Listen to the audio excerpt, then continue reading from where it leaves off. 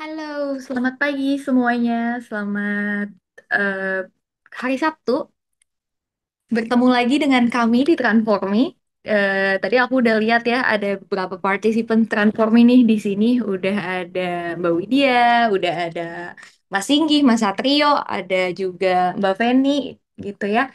Terima kasih banyak sudah menyempatkan hari Sabtunya untuk datang ke acara hari ini dan selamat datang di acara Kupas Tuntas tes seleksi bakat skolastik LPDP 2025. Gimana liburannya? Setelah liburan panjang ya, akhirnya kita teringat lagi nih kalau kita masih harus fighting untuk mendapatkan LPDP. Ternyata masih panjang di perjalanan, apalagi untuk teman-teman yang daftar LPDP di tahun ini ya, tanggal 14 April ini kita akan mulai tes seleksi bakat skolastik. Jadi setelah liburan panjang, abis tenang-tenang, tiba-tiba jebret, kita harus belajar untuk tes bakat skolastik. Oke, nah untuk teman-teman semua, hari ini kita kedatangan salah satu narasumber kita ya, namanya Mbak Karima Zahra. Halo Mbak Karima. Halo, selamat pagi semuanya. Semoga sehat-sehat dan dalam kondisi prima untuk persiapan tes TBS-nya. Wah, sudah dipersiapkan tuh ya. Harus dalam kondisi prima gitu Betul. karena memang kayaknya lumayan berat ya, Mbak.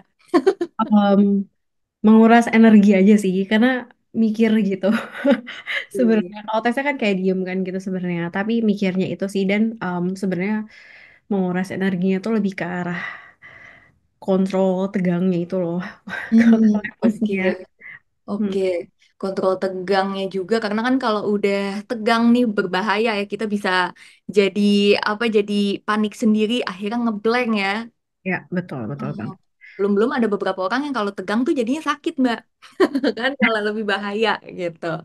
Dan ini habis liburan panjang ya, otak kita tuh habis loosen gitu, habis agak tenang, tiba-tiba jebret langsung tes bakat skolastik. Oke deh.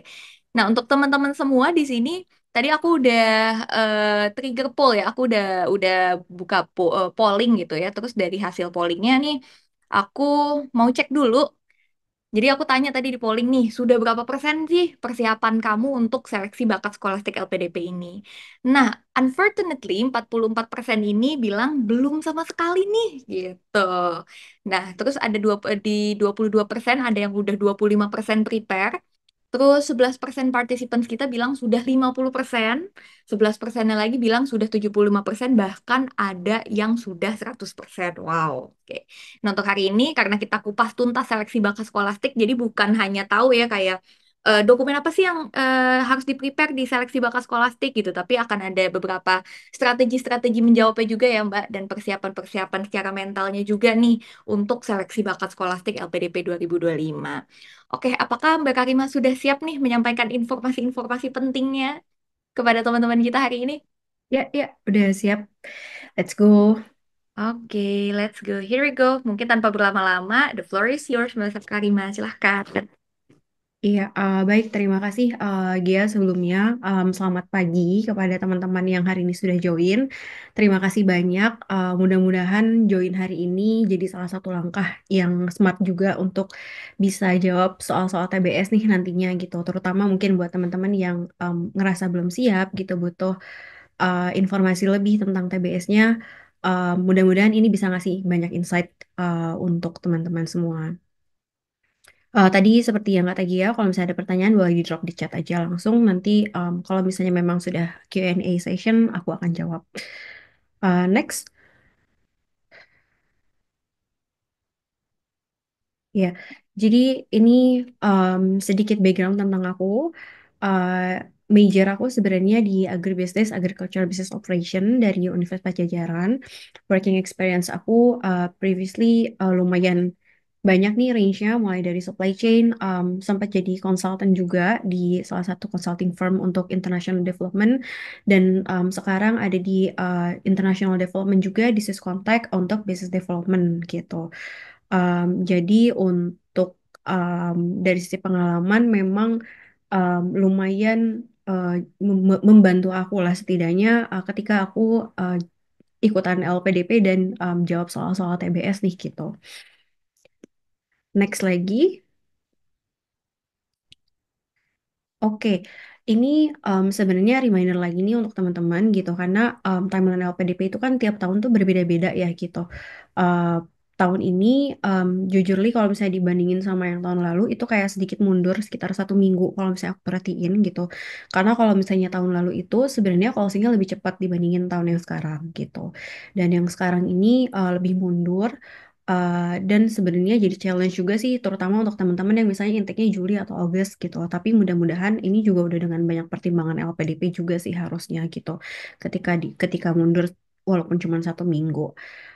Dan 14 April ini ya jadwal SBS-nya. Jadi mudah-mudahan kalau persiapan terakhirnya hari ini dan besok adalah hari tenangnya, teman-teman bisa benar-benar dapat insight nih hari ini gitu. Next lagi. Oke, ini sebenarnya lebih ke reminder lagi gitu. Mungkin ada kalau sekarang kan udah 2 tahun ke belakang sih atau 3 tahun ke belakang ini ada masa sanggah ya gitu dari LPDP gitu. Karena di tahun sebelumnya nggak ada nih gitu. Jadi kalau misalnya memang dari administrasinya udah eh, nggak betul dokumennya kayak udah langsung gugur saat itu juga kayak gitu. Nah, yang sekarang ini sebenarnya yang lumayan beda adalah yang online formnya itu gitu. Jadi eh, selain yang afirmasi, memang semuanya harus online form termasuk surat rekomendasinya juga. Eh, dan mungkin ini juga disesuaikan sama pendaftaran teman-teman ya. Kalau misalnya emang ambilnya Master of Research atau PhD itu kan ada proposal penelitiannya atau research proposalnya kayak gitu. Next lagi.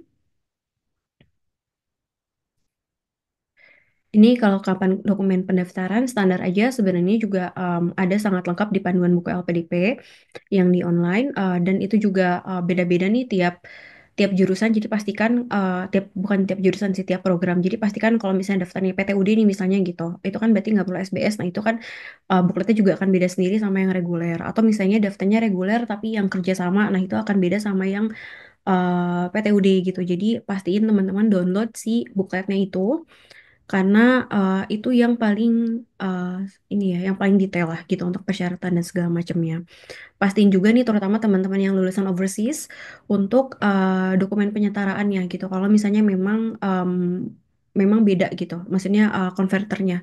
Jadi kayak misalnya kan kalau di Indonesia pakainya GPA-nya 4 gitu kan, ada beberapa di luar itu GPA-nya 5 nih gitu, terutama yang di lulusan overseas dari Asia. Nah itu pastiin juga konversinya, konversi IPK-nya udah sesuai kayak gitu. Next lagi. Ini ada dua dari mungkin teman-teman juga udah banyak tahu gitu tentang LOA, ada conditional, ada unconditional. Unconditional tanpa syarat, jadi memang sudah betul-betul diterima oleh perguruan tingginya. Kalau conditional diterima tapi dengan prasyarat gitu. Contohnya nih, misalnya next Kak Gia.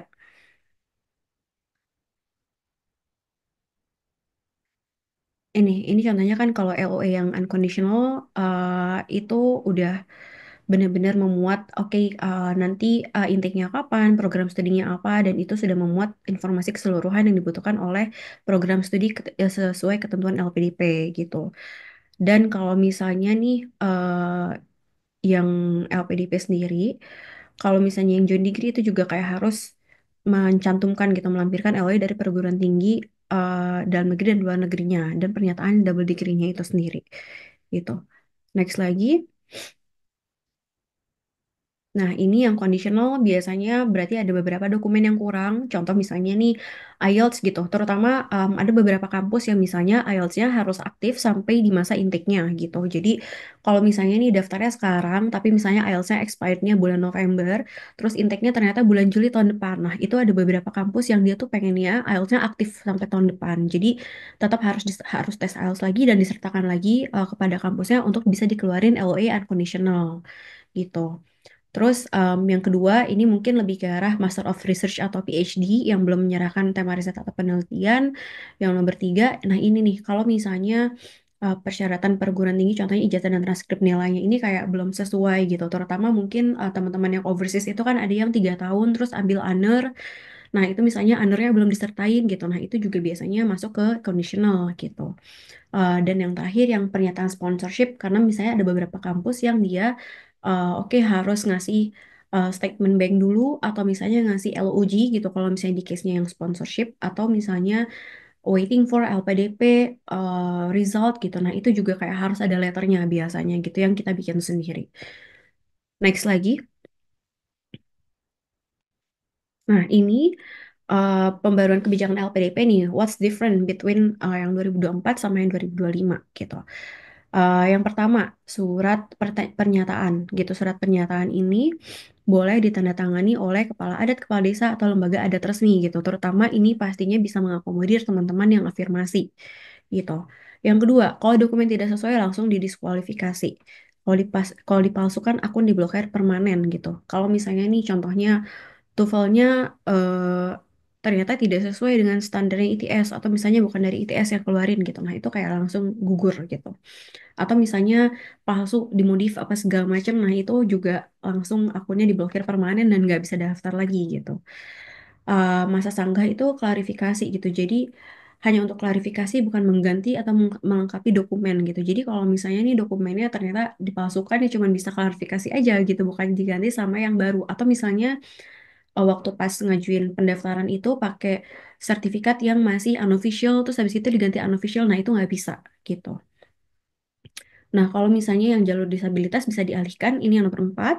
Kalau misalnya ada hambatan dalam pengajuan tes apa segala macam, bisa dialihkan ke jalur reguler sesuai latar belakang. Dan yang terakhir itu yang rekomendasi wajib online gitu. Offline hanya untuk afirmasi sesuai dengan yang aku sebutkan tadi waktu pas awal. Next lagi. Nah, ini yang masuk nih kita ke session yang intinya, yang seleksi bakat skolastik. Jadi, sebenarnya ini sama dari tahun ke tahun, kurang lebih semenjak COVID lah gitu. Semenjak COVID, aku rasa sebenarnya patternnya empat ini nih gitu. Penalaran verbal, kuantitatif, logika atau penalaran, dan kebangsaan gitu. Sebenarnya total soalnya ini kan ada banyak gitu. Cuman yang mempunyai bobot itu yang tiga ini gitu. Yang penalaran verbal, penalaran kuantitatif, dan penalaran logika atau penalaran gitu. Masing-masing ada ada bobotnya juga gitu. Tapi sebenarnya nilainya sama. Jadi 23 soal, 25 soal, 40, 12 soal, 20 sama. Jadi kayak satu skor nilainya 5 dan tidak ada sistem pengurangan. Next lagi. Nah, ini contoh dari penalaran verbal. Kalau misalnya kita lihat penalaran verbal itu ada breakdown-nya lagi nih, jadi tiga. Ada analogi yang pertama, yang kedua adalah penalaran logis, dan yang ketiga adalah penalaran analitis. Masing-masing ada 8, 8, dan 7 soal gitu. Nah, ini aku lihat juga pattern-nya nggak berubah, kayak komposisinya tetap sama dari tahun ke tahun gitu.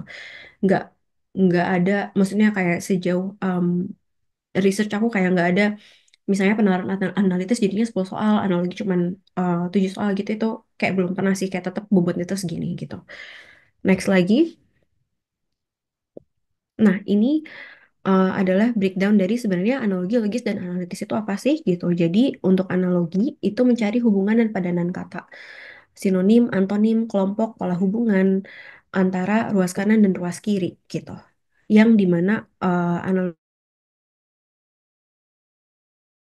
yang logis itu mengambil simpulan dari premis-premis yang diberikan, dan yang analitis itu menentukan urutan dalam satu kelompok atau kejadian gitu. Biasanya nanti bentuknya soal cerita. Kita langsung aja kali ya ke contoh soalnya. Oke, Mbak. Tapi sebelum kita move ke contoh soal, aku mau tanya dulu nih, Mbak. Nah, dari penalaran verbal ini kan terbagi tiga nih, ada analogi, logis, dan analitis. Terus dari soalnya juga analogi tadi 8, logis 8, analitis itu ada 7. Nah, kalau dari Mbak Karima sendiri nih, yang paling challenging tuh di bagian mana ya? Apakah di analitis, makanya dia lebih sedikit gitu? Paling banyak text time tuh di mana ya gitu? Oke, sebenarnya personally aku merasa analitis paling challenging Hmm. karena soalnya bentuknya yang tadi aku mention itu bentuknya soal cerita dan kalau aku timer nih gitu, kayak aku ngerjain itu bisa jadi lebih dari semenit sebenarnya. Karena Oke. baca soalnya sendiri aja tuh uh, butuh 30 detik karena kayak baca soal tuh kan nggak cuma baca soal ya gitu, tapi gimana caranya kita bener-bener paham gitu sama soalnya. Dan yang analitis ini kadang kalau misalnya aku strateginya sambil baca soal tuh aku udah sambil bikin coretan gitu. karena supaya kayak langsung connect gitu sama sama Hmm. logic otak. Oh ya, ini sambil baca. Nah, itu kan kayak text time kan gitu. Jadi Oke. memang strateginya tuh lebih ke arah, oke, kalau misalnya ini memang penalaran verbalnya walaupun analitis ini bobotnya paling sedikit, tapi kan kalau misalnya dikali 5 nih udah 35 sendiri kan Iya. gitu kan ya bobot soalnya gitu. Jadi memang tetap harus ada yang terjawab. Cuman memang nih nanti juga aku di akhir akan sebutkan gitu, dipahami pahami kekuatan kita tuh di mana gitu. Kayak misalnya, oke, aku akan contribute kayak 1,5 menit misalnya untuk analitis, tapi I will take like 30 second only for analogi gitu loh. Jadi, oke, berarti soal-soal yang lain aku harus kerjain lebih cepat gitu. Personally aku merasa analogi paling bisa cepat kerjakan karena dia kan cuman cari padanan kata ya gitu. Iya. Walaupun sebenarnya dari tahun ke tahun nih aku ngerasa kayak lebih susah. Apalagi misal waktu pas 2024 yang semester 1 sih itu kayak bener-bener yang Em, aku baca buku yang TPA Bappenas, Oto Bappenas, nah itu yang menurutku kayak paling setara lah susahnya gitu sama si soal PDP ini gitu. Karena ada beberapa juga yang kayaknya mereka update sih, maksudnya kayak pastilah diupdate gitu karena bang soalnya kan pasti lebih banyak kan gitu. Jadi semakin analoginya panjang semakin takes time gitu, tapi sebenarnya sih masih bisa dikerjain under 1 menit gitu menurutku. Oke, oke. Oke, thank you so much Mbak Karimah. Mungkin kita bisa langsung next ya ke contoh soalnya sekarang. Ya, boleh, boleh. Nah, ini contohnya verbal analogi. Jadi sebenarnya kalau misalnya dari analogi sendiri, itu biasanya ada yang dua aja nih gitu perbandingannya, sama ada yang tiga gitu. Tergantung nanti soalnya yang keluar kayak gimana. Tapi kayak tiga, that's also possible gitu. Nah, biasanya, tapi mostly paling commonnya ini dua gitu. Kayak misalnya nih yang nomor satu, jari itu di cincin, sorry, cincin itu di jari, sepatu itu ada di kaki. Kayak gitu. Ini yang contoh menurutku uh, level paling easy-nya lah gitu. Kayak contohnya nih, menyengat cahaya. Pasangannya apa nih? Yang menyengat itu apa? Cahaya itu membuat apa? Kayak gitu. Jadi juga nanti mix-nya nggak cuman dari sisi yang kayak nomor satu nih, jadi cincin gitu. Nah, nggak kayak gitu aja, tapi juga ada yang bagian seperti ini gitu. Jadi oke, cuman ada ujung-ujungnya tapi tengahnya yang nggak ada gitu. Nah, ini menurutku levelnya lebih intermediate dibandingin sama yang nomor satu gitu. Yang nomor tiga ini mirip sama yang nomor satu, Ratu, Mahkota, Sarjana, Toga gitu. Nah, ini dicari juga kayak oke, em, lebih detail lagi gitu kira-kira ada di posisi mana gitu. Ini kan kalau misalnya aku lihat ini posisi ya gitu. Karena kayak pegawai juga bisa pakai dasi gitu. Tapi sebenarnya yang lebih relevan itu kan sarjana pakai toga gitu. Nah, yang keempat itu bengkel mekanik toko pramuniaga gitu. Nah, ini kan berarti lebih ke arah lokasi dan siapa yang ada di situ kayak gitu. Yang terakhir, nah ini nih juga tidak menutup kemungkinan akan ada istilah-istilah yang keluar gitu di analogi yang memang nggak terlalu familiar gitu. Nah, ini juga harus banyak-banyak baca sih gitu. Kira-kira em, kayak ini kan kayak istilah-istilah dehidrasi, hipoksia, hipotermia gitu. Itu kan sebenarnya walaupun itu common, tapi kayak nggak semua orang ini um, familiar lah gitu. Nah, ini juga memungkinkan keluar di contoh-contoh verbal dan analogi gitu. Oke. Kalau yang kayak gini nih, Mbak, yang kayak apa istilah-istilah gini ya, apalagi istilah-istilah sains gitu ya. Itu Hmm. tuh biasanya keluarnya apakah let's say kayak di dua nomor terakhir ataukah dari 8 nomor itu hanya satu nomor aja gitu, Mbak? Hmm. Sebenarnya kalau posisi sih acak gitu. Jadi kayak nggak misalnya kayak bukan yang tipikal yang kayak Gmat gitu. Kalau Gmat itu kan kayak makin atas makin bener makin susah kan Ya. gitu. Nah, sebenarnya ini nggak kayak gitu gitu. Cuman eh, dia acak. Nah, cuman memang kemungkinan akan selalu ada sih gitu. Dan nggak Oke. cuman istilah-istilah sains aja, tapi misalnya istilah sosial juga ada. Hmm. Kayak misalnya kelompok analoginya pakai bahasa KBBI yang lain. Nah, itu juga mungkin ada. Aku kayak sempat sekali pernah dapat soal kayak gitu sih.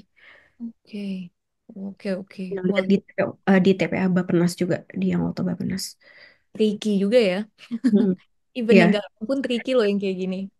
betul. Tapi again kayak ini karena maksudnya pendek gitu, maksudnya nggak terlalu nggak terlalu yang harus, ini kan kayak lebih ke arah em, logik dan hafalan juga ya gitu maksudnya. Lebih ke arah padupadan kosakata gitu. Jadi sebenarnya level intensity kesusahannya masih di bawah yang penalaran analitis sih memang Oke, oke. gitu. Kita bisa move ke nextnya, Mbak. Ya. Oke, Nah, ini yang penalaran logis. Jadi seperti yang tadi aku sampaikan, ada beberapa premis yang nanti keluar dan kita harus cari kesimpulannya gitu. Jadi kayak ini contohnya setiap siswa di kelas X memiliki kalkulator grafik. Setiap orang yang memiliki kalkulator grafik mengerti tentang fungsi trigonometri. Bobby adalah siswa kelas X. Oke, jadi premis yang dipakai di pertanyaannya adalah yang premis nomor satu nih gitu. X gitu karena kan cari yang padanannya sama ya gitu. Oke, berarti ketika Bobby itu adalah seorang siswa kelas X, berarti dia apa nih? Berarti dia berarti dia mengerti tentang fungsi trigonometri gitu. Jadi cari lagi padanannya yang sama yang memang belum ada gitu. Karena kan ini Bobby adalah siswa kelas X. Setiap siswa di kelas X memiliki kalkulator grafik. Setiap orang yang memiliki kalkulator grafik mengerti tentang fungsi trigonometri. Jadi Bobby adalah siswa kelas X yang sudah pasti punya kalkulator grafik dan pasti dia mengerti trigonometri gitu.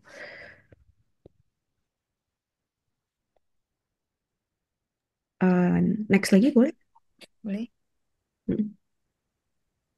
Nah, ini contoh yang lain untuk penularan logis. Jadi ini dua premisnya nih, kalau yang ini gitu. Semua bunga berwarna cerah, penyerbukannya dibantu serangga. Sebagian bunga di taman berwarna cerah. Jadi berarti sebagian bunga yang ada di taman, penyerbukannya dibantu oleh serangga gitu. Again, cari lagi padanannya yang belum ketemu gitu. Jadi kayak ini tuh cari pasangan-pasangannya gitu dari premis-premis dan dari jawabannya gitu. Oke, ini yang aku tangkap pokoknya dari penalaran logis seperti yang Mbak Karima bilang ya, untuk lebih mudahnya cari padanan atau premis yang memang belum disebutkan di soalnya. Jadi kita langsung bisa fokus ke jawabannya gitu ya, Mbak. Ya, betul gitu. Eh, karena sebenarnya dasar dari penalaran logis adalah kan premis ketemu premis ya gitu. Jadi langsung aja gitu cari premis yang memang dia kayak belum punya pasangannya gitu. Oke, oke, thank you so much. Here we go. Nah, ini yang penalaran analitis seperti yang aku sampaikan bentuknya soal cerita gitu dan ini cukup panjang. Jadi memang pastinya minimal 30 detik sendiri itu untuk paham dan bener-bener kayak lumayan bikin coret-coret soalnya gitu. Kayak contoh nih gitu, seorang presenter acara hiburan harus membaca surat yang dikirim oleh penonton di rumah. Surat A dibaca menjelang akhir acara. Surat B dibaca lebih dahulu dari surat A, tetapi bukan sebagai surat pembuka. Surat C dan D dibacakan berurutan di antara surat E dan B. Surat siapakah yang dibaca paling awal? Nah, berarti ini kan oke, suratnya ada 5 nih ceritanya dan ada awal dan ada timingnya yang disebutkan, awal dan akhir. Tapi cuma disebutkannya cuma awal dan akhir gitu kan. Nah, ini kita kan harus cari susunannya gitu. Jadi dari semenjak baca soal ceritanya, untuk menghemat waktu, teman-teman udah ngotret duluan nih gitu. Kayak oke, bikin timelinenya awal atau akhir, terus habis kayak gitu langsung ditulis berdasarkan si susunan yang ada di soal soal ceritanya gitu. Oke, surat A dibaca menjelang akhir acara, berarti dia posisinya di bawah nih gitu kan. Surat B sebelumnya, oke, di atasnya. Terus habis kayak gitu, tapi bukan surat pembuka. Oke, berarti di atasnya dan eh, masih di bagian lebih ke arah akhir gitu kan. Kalau kayak gitu karena kayak tapi bukan sebagai surat pembuka, ada keterangan kayak gitu kan. Nah, yang surat C dan D dibacakan berurutan di antara surat E dan B. Berarti E itu ada lagi nih di atasnya B, tapi di atasnya lagi C dan D kayak gitu. Surat siapakah yang dibaca paling awal? Nah, jadi akhirnya kan ketahuan kan gitu. Surat E ternyata yang duluan, terus C, D, B baru A kayak gitu. Di next lagi, Gia. Nah, ini juga contoh soal yang common di penalaran analitis, pemilihan ketua kelas, terus misalnya posisi duduk, posisi meja makan, keluarga gitu. Nah, itu kayak contoh-contoh yang sangat-sangat mungkin keluar di penalaran analitis gitu. Atau misalnya aku juga sempat baca di TPA Bappenas itu yang em, seseorang mau berkeliling dunia kayak negara mana dulu yang harus dikunjungi. Nah, intinya kayak tentang urutan lah gitu. Dalam pemilihan ketua kelas, perolehan suara terbanyak akan menjadi seorang ketua kelas. Perolehan suara Arya tidak kurang dari Boy dan tidak lebih dari Evelyn. Oke, berarti Arya ini tidak kurang dari Boy tapi tidak lebih dari Evelyn. Berarti kan dia di antara bukan di antara dua inilah gitu perbandingannya di antara dua orang yang tadi. Perolehan suara Cherry sama dengan Arya dan tidak lebih dari Evelyn. Oke, berarti Arya sama Cherry ini setara gitu. Tapi mereka ini masih di bawahnya Evelyn. Berarti tetap nih nggak ada yang melebihi Evelyn kan gitu. Perolehan suara Dian tidak lebih dari Cherry dan kurang dari Boy. Gitu. Oke, berarti di bawahnya Boy masih ada lagi nih yang lebih bawah gitu. Mbak Dian ini. Siapakah yang terpilih sebagai ketua kelas? Nah, untuk seperti ini juga sama, teman-teman bisa buat timelinenya dulu gitu. Kalau yang tadi kan awal dan akhir. Kalau yang ini banyak paling sedikit. Bisa kayak gini contohnya, bisa juga kalau misalnya teman-teman mau pakai tanda sama dengan lebih besar atau misalnya sama sama lebih kurang gitu. Tanda matematika itu terserah terserah teman-teman aja nyamannya kayak gimana. Tapi kalau misalnya kayak gini juga cukup banget gitu. Jadi dibikin lagi timelinenya sedikit banyak terus diurutin lagi gitu. Untuk posisi yang sama dibikin lagi relevan seperti Arya dan Cherry gitu. Jadi terjawab siapakah yang ini harusnya kayaknya Evelyn ya. Iya, kayaknya jawabannya salah ya. Iya, Harusnya. jawabannya. Harusnya Evelyn gitu. Tapi maksudnya again caranya gitu kayak seperti ini gitu. Oke, oke. Kita bisa next, Mbak. Boleh, boleh next aja. Nah, ini kita masuk ke contoh soal yang lain gitu. Tadi kan uh, bagian verbal. Nah, yang sekarang ini penalaran kuantitatif nih gitu. Ada 3 subsection lagi di penalaran kuantitatif. Ada deretan bilangan, ada 8 soal. Ada aritmatika dan aljabar, 8 soal. Dan ada kecukupan data, 9 soal. Em, ini juga sebenarnya patternnya, subsectionnya itu nggak berubah sih dari 2021 itu masih 3 yang ini gitu. Tapi kalau misalnya kuantitatifnya ini dibandingin sama yang 2020 ke bawah, iya beda gitu. Jadi tahun belasan tuh kayak 2015, 2016 itu beda memang si bobot soalnya dengan yang dari 2020 ke atas. Kalau aku lihat contoh pattern soalnya, terutama yang kecukupan data, itu LPDP adopt dari SAT dan SAT GRI dan dari GMAT gitu. Jadi kiblatnya kayak ke standar-standarnya US kalau misalnya aku lihat gitu, terutama yang bagian kecukupan data dan soal. Karena kalau yang dari bilangan dan aritmatika aljabar sebenarnya sih sama kayak eh, TPA Bappenas biasa sih gitu. Oke. Jadi pertanyaannya hampir-hampir sama nih, seperti yang penalaran verbal sebelumnya. Ini yang kalau dari menurut Mbak Kariman yang paling susah, paling tricky, dan paling spend time tuh di yang mana nih, Mbak? Kecukupan data sih, karena em, tadi aku mention gitu, ini eh, adopsi sistemnya dari SAT, dari GRI, dari GMAT gitu, itu standar-standar untuk masuk perkuliahan. Kalau SAT S1, kalau misalnya GRI dan GMAT S2 buat di US gitu, mungkin teman-teman yang ke US juga udah lebih familiar dengan ini gitu. Dan memang kenapa takes time, karena eh, nanti mungkin pas kita go terus soalnya akan lebih jelas lagi, tapi itu kayak bener-bener harus menjawab 2 premis yang em, nanti kita bisa lihat gitu kayak apakah cuma butuh satu aja atau misalnya kayak butuh dua-duanya atau misalnya kayak even dua-duanya tidak menjawab gitu. Nah itu yang makanya text time dan pastinya lebih dari 1 menit sih gitu. Aku rasa yang bisa dikerjain di bawah 1 menit yang deretan bilangan tetap. Maksudnya sama seperti yang verbal gitu. Kalau di verbal yang analogi, kalau misalnya yang kuantitatif itu yang deretan bilangan gitu. Walaupun deretan bilangan sendiri, aku rasa dari tahun ke tahun kayak lebih banyak susah. Kayak misalnya kayak nggak cuma Fibonacci aja gitu, misalnya patternnya, tapi keluar lagi yang mana kayak gitu. Itu, tapi walaupun kayak gitu tenang aja, kayak nanti aku kasih tahu di akhir gitu kayak gimana nih tips and triknya gitu karena soalnya banyak kayak nggak mungkin dijawab semua dengan benar gitu kecuali memang kayak Master of Math gitu atau Master of Logic gitu tapi pasti bisa kok sebenarnya sebenarnya bisa aja kok kita bakal melampaui si nilai passing grade itu. Oke. Di next aja mungkin ya. Ya, Ya. bener. Nah, ini kayak contohnya ini yang pertama yang tadi aku sempat mention deret Fibonacci. dua, tiga, lima, delapan, 13, 21, 34 gitu. Jadi dari tiap angka itu pertambahannya eh, sama gitu. Kayak misalnya ini dari 2 ke 3 itu kan satu, 3 ke 5, 2, 5 ke 3, 5 ke 8, 3, dan seterusnya. Gitu. Itu namanya Fibonacci. Eh itu eh, akan ya minimal satu soal lah. Pasti ada ya Fibonacci ini gitu. Kalau misalnya di deretan bilangan. Yang pertama ini deret satu larik nih gitu. Jadi kalau deret satu larik itu dia di eh, di lompat satunya gitu. Kayak misalnya 11 ke taruh bentar ya, 11, 14, 15, 19, 3, 5, 7 ya. 3, 5, 7 dari 26 ke 35, 9 dan seterusnya gitu. Itu namanya deret satu larik gitu. Kalau misalnya yang Fibonacci tadi itu kan pertambahannya proporsional.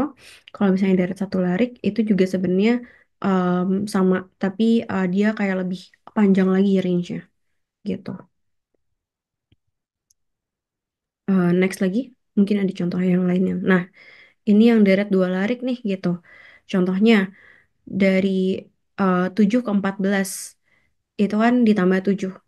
14 ke 21 ditambah 7 dan seterusnya gitu. Jadi ini pilihannya dari 21, 28 kayak gitu. Nah, jadi kayak nggak semerta-merta kayak misalnya satu deret bilangan yang sebelahnya itu kayak udah langsung bisa menjawab. Kadang yang ada bisa bisa deret dua larik seperti ini gitu. Ada juga yang bertingkat nih.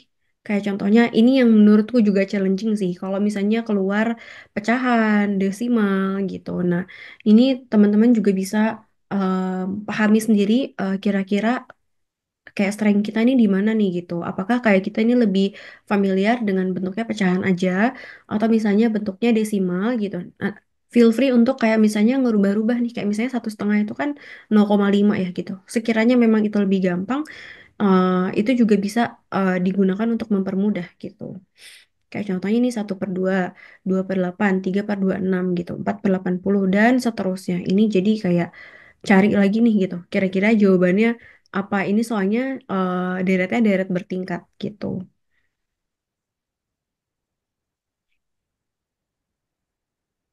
Oke, kita bisa next. Ya, bisa next lagi. Nah, selain angka, akan ada juga huruf biasanya gitu. Itu sangat-sangat memungkinkan. Soalnya PDB ini ya suka-suka juga gitu maksudnya. Kadang angka huruf dan angkanya dan hurufnya ini bisa jadi bisa ke depan, bisa ke belakang. Misalnya kayak startnya dari Z dulu atau misalnya startnya dari A dulu gitu. Nah, yang startnya dari belakang itu lebih susah sih memang menurut aku karena memang kayak kita kan terbiasa menghitung itu pasti dari depan kan gitu. Jadi tapi tidak menutup kemungkinan ada juga deretan angka yang dari belakang gitu. Misalnya Z-nya dulu yang disebut gitu. Nah, untuk ini biar lebih mudah, seperti yang dicontoh soal gitu. Jadi, ketika ada soal nih E, J, O, T, Y gitu, kita cari aja bedanya berapa. Dari E ke J ini berapa huruf deh. Kayak E, F, G, H, I, J. Oke, 5, 5 nih bedanya.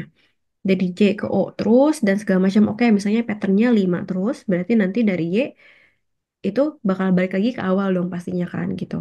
Z, A, B, C, D, dan seterusnya gitu.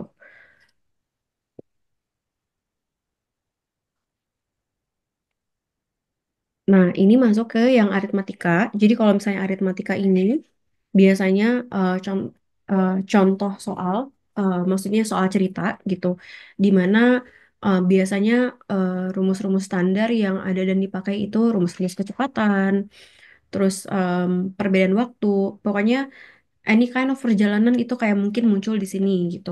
Kayak misalnya contohnya kan kalau yang ini sebuah maskapai penerbangan melakukan penerbangan domestik sejauh 600 kilometer. Kecepatan rata-rata berkurang sebesar 200 kilometer per jam karena cuaca buruk. Seharusnya berapa sih gitu kalau misalnya cuaca buruk itu nggak ada. Kalau misalnya cuaca normal itu berapa sih sebenarnya gitu. Si durasinya yang ditempuh gitu. Ini contoh soalnya. Tapi ada juga nih contoh soalnya kalau di aritmatika itu ada misalnya A dan B melakukan perjalanan, terus misalnya kayak A berhenti dulu, terus B tetap lanjut gitu. Berapa waktu yang dibutuhkan A untuk supaya bisa sampai, berapa kecepatan yang dibutuhkan A supaya bisa sampai dengan sama setara kayak B. Nah, itu juga ada contoh soal-soal aritmatika kayak begitu biasanya. Ini kita langsung bahas aja. Next. Nah, jadi ini kan tadi yang ditanya adalah berapa nih gitu waktu yang sebenarnya ditempuh kalau misalnya nggak ada cuaca buruk gitu kan. Gitu. Jadi karena ada cuaca buruk, kita harus tahu dulu nih buffernya berapa gitu. Kayak kecepatan normal versus kecepatan delay-nya gitu. Dan ini sebenarnya juga feel free kalau misalnya teman-teman em, mau ganti em, misalnya nggak pakai X gitu kayak mau carinya apa gitu itu juga pokoknya yang memudahkan teman-teman aja gitu kayak ini nih contohnya oke delaynya jadi 200 kilometer per jam nih gitu nah langsunglah dicari gitu pakai rumus kecepatan waktu dan jarak tempuh gitu langsung bisa dicari oke yang kita carikan waktunya ya gitu waktunya yang dicari waktu yang delaynya dulu nih gitu supaya kita tahu kalau waktu normalnya berapa gitu. Ini nanti teman-teman bisa dapat itunya ya nggak Gia? Apa sih slide-nya bisa ya? Bisa, nanti slide-nya akan kita share. Ya, ya, oke. Maksudnya supaya nanti teman-teman bisa eh, ini juga sih kayak bisa lihat lagi lebih detail gitu. Mungkin aku biar hemat waktu kayak next aja kali ya lagi. Nah, ini juga contoh-contoh soal yang di aritmatika yang mungkin akan keluar. Luas dari suatu persegi adalah 9. Persegi A adalah 9. Jika keliling dari persegi B adalah 3 kali keliling persegi A, maka luas dari persegi B berapa gitu. Nah, ini juga contoh soal yang mungkin keluar di aritmatika. Ada lagi misalnya contohnya sebuah kebun, luasnya sekian, ditanami pohon, misalnya jaraknya 2 meter sekali atau berapa gitu. Nah, itulah kayak contoh-contoh soal yang ada di aritmatika gitu untuk si luas bangun gitu. Ini luas bangunnya masih yang 2 dimensi gitu. Belum yang 3 dimensi. Kalau misalnya yang 3 dimensi itu biasanya nanti sebuah tabung diisi dengan kecepatan sekian gitu atau misalnya ada 2 tabung satu diisi penuh satu nggak diisi penuh gitu itu juga contoh-contoh soal aritmatika yang tiga yang 3D gitu ini yang 2D sih kebetulan contohnya. Boleh di next untuk bahas nah ini jadi yang dicari luasnya A dulu nih gitu kan kita udah tahu kalau luas A-nya itu 9 cm persegi berarti kan sisinya 3 cm persegi gitu. Kalau misalnya sisinya 3 meter persegi, 3 cm, berarti kelilingnya kan 4 dikali 3 kan gitu, karena dia persegi, jadinya 12. Dan sekarang nih gitu, keliling B-nya juga kita udah dikasih tahu gitu, 3 kalinya keliling A. Oke, berarti 3 dikali 12. Berarti kelilingnya ada 36. Kalau misalnya dibagi rata nih, dibagi 4, berapa sih sisinya? Oh, ternyata panjang sisinya 9. Jadi langsung aja kita masukin ke rumus luas persegi ini. 9 kali 9, 81. Gitu.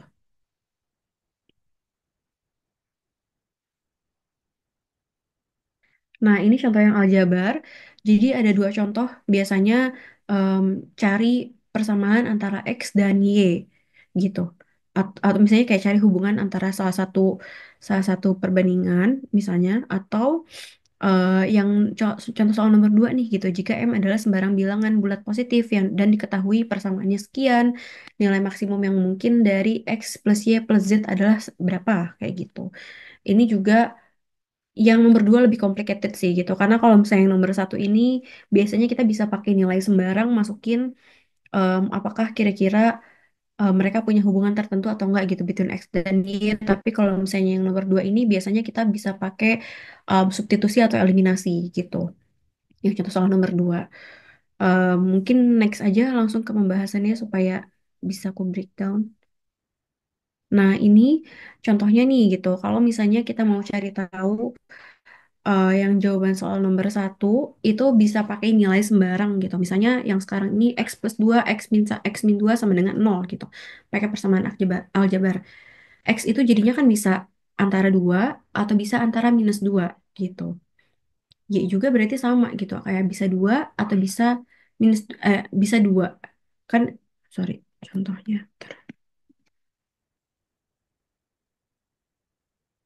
Nah, jadi sebenarnya karena akan ada beberapa kemungkinan yang keluar gitu, bisa jadi X sama dengan Y, bisa jadi X lebih besar daripada Y, bisa jadi X lebih kecil daripada Y gitu, maka hubungannya tidak dapat ditentukan gitu.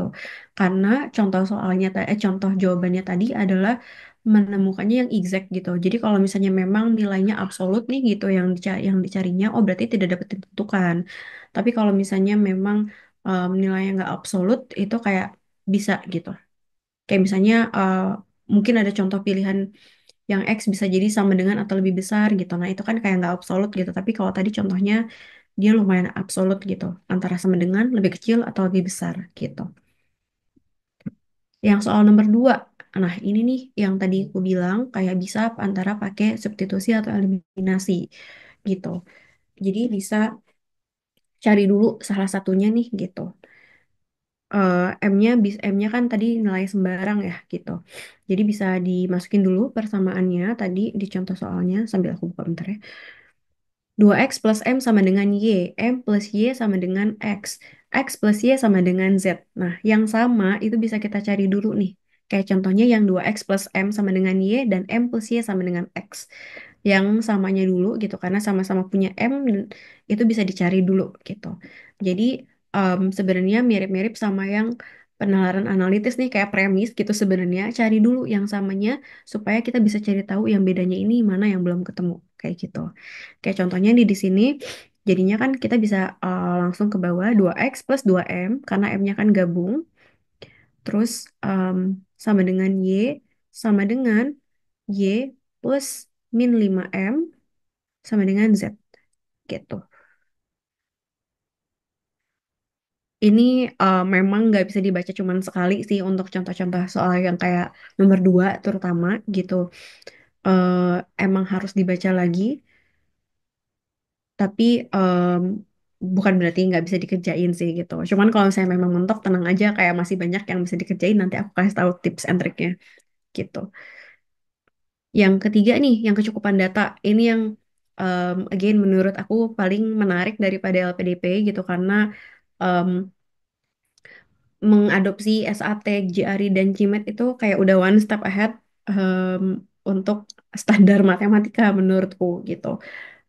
Cuman bukan berarti kita nggak bisa jawab gitu, karena soal di kecukupan data ini juga nggak melulu banyak hitungan gitu. Kadang sebenarnya sih soalnya juga bisa jadi nih gitu. Kalau ini kan contohnya trigonometri ya gitu, segitiga sama kaki.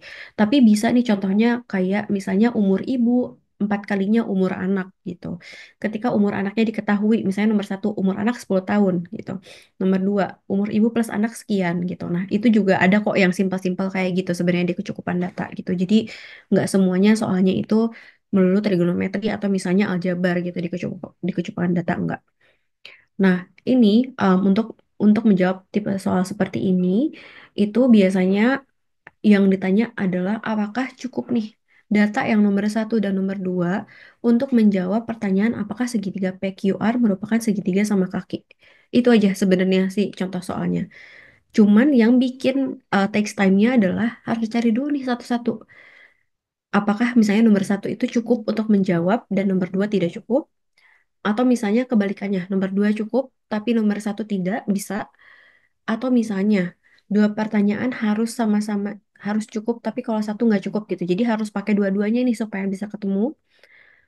Atau misalnya, yang nomor empat nih, kayak dua-duanya independen. Jadi kayak mau pakai nomor satu bisa, mau pakai nomor dua bisa gitu. Atau yang terakhir itu tidak cukup gitu, kayak masih butuh data lain gitu. Makanya ini namanya kenapa disebut kecukupan data gitu. Apakah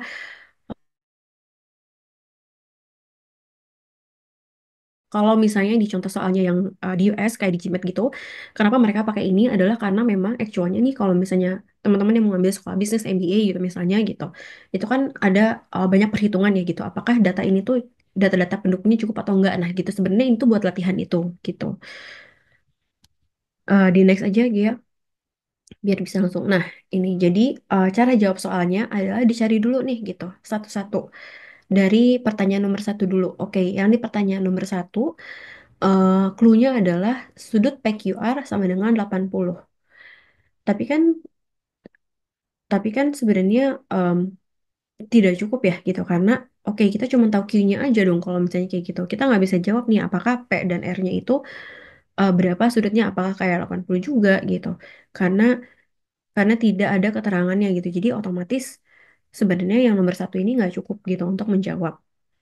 Nah, langsung kalau misalnya nggak cukup, langsung lanjut ke yang nomor dua. Pertanyaan dua. Sudut PQR sama dengan sudut PRQ.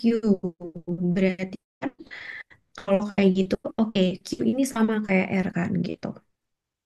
Nah, berarti ternyata kalau misalnya Q sama dengan R 80 80, berarti 160 kurangnya berapa tuh untuk yang P gitu. Kan karena totalnya 180 kan gitu, sudutnya segitiga. Berarti P-nya 20. Apakah itu sama kaki? Iya, gitu. Jadi, halo, ini suaraku kedengeran nggak ya? Agak putus-putus, Kak. Em, ini udah lebih baik belum? Iya, ini better sih. Tapi tadi putus-putus. Iya, kayaknya takut terlalu jauh sih dari mikrofon. Oke, tadi sampai yang pernyataan nomor dua ya, aku ulang lagi gitu. Pernyataan nomor dua ini menyebutkan bahwa sudut Q itu sama dengan sudut R. Berarti kalau misalnya sudut Q sama dengan sudut R dan mereka sejajar, berarti otomatis iya, mereka adalah segitiga sama kaki gitu. Jadi bisa ketahuan juga nih gitu sudut P-nya kan berarti 20 gitu sisanya karena total sudut segitiga kan 180. Berarti cuman bisa pernyataan nomor 2 aja yang menjawab si soal ini gitu. Otomatis berarti pilihannya B gitu. Next lagi. Ya, nah ini yang tadi aku mention gitu. Jadi kayak nggak melulu tentang trigonometri, nggak melulu tentang kecepatan aljabar dan segala macam. Bisa lebih simpel. Contohnya kayak yang soal contoh nomor 2 ini. Berapa usia anak yang lebih tua sekarang? Eh, Pernyataan nomor satu, 5 tahun lalu jumlah usia dua orang bersaudara adalah 24 tahun. Oke, berarti kayak let's say kita bikin lah analoginya, misalnya jumlah usia dua orang, A dan B, misalnya A plus B sama dengan 24 tahun, tapi di 5 tahun yang lalu, gitu yang kita tahu kan. Yang nomor dua, 3 tahun yang akan datang, dua kali usia anak yang lebih tua sama dengan dua kali usia yang lebih muda ditambah 12 tahun, gitu. Ini harus dibikin persamaannya nih gitu. Nah, ini juga balik lagi ke teman-teman enaknya kayak gimana. Misalnya mau A, B, mau pakai nama apa segala macam yang memudahkan aja gitu. Nextnya Gia, biar kita bisa langsung bahas. Nah, ini. Jadi kalau misalnya kita coba dulu nih pakai yang pernyataan nomor satu. Oke, A min 5 B min 5 sama dengan 24 tahun. A plus B min 10 sama dengan 24. A plus B sama dengan 34. Nggak cukup gitu karena kayak kita nggak tahu nih dua-duanya A berapa, B berapa, nggak tahu kan gitu. Jadi tetap nggak cukup nih.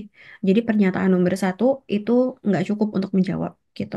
Berarti otomatis bisa mengeliminasi jawaban yang nomor A sama yang A sama yang D. Itu berarti udah nih teman-teman lupain gitu. Fokus aja ke yang B, C, dan E gitu. Oke, kita next ke yang pernyataan nomor 2. Misalnya tadi kan, bentar, mana ya, sambil aku buka kontratanku, biar nggak usah balik lagi. Nah ini, 3 tahun yang akan datang, dua kali usia anak yang lebih tua sama dengan dua kali usia yang muda ditambah 12 tahun. Gitu, berarti kan oke dua kalinya nih gitu. Dari kondisi sekarang ditambah lagi 3 tahun gitu. Oke, dua kalinya A plus 3 sama dengan dua kalinya B plus 3 ditambah lagi 12 gitu. Karena kan tadi range-nya bedanya 12 kan gitu. Antara yang paling tua dan yang lebih muda gitu. Oke, kita masukin nih gitu nilainya. 2A plus 6. Persamaan aljabar kayak biasa. 2B plus 6 plus 12. 2A min 2B sama dengan 12. A min B tidak sama dengan 6. Tetap nggak cukup juga gitu ternyata. Karena tidak menjawab A berapa, B berapa gitu. Oke, berarti yang pilihan B, yang pernyataan 2 cukup, itu juga bisa dieliminasi ini sama teman-teman gitu. Jadi, oke, kita gabung aja.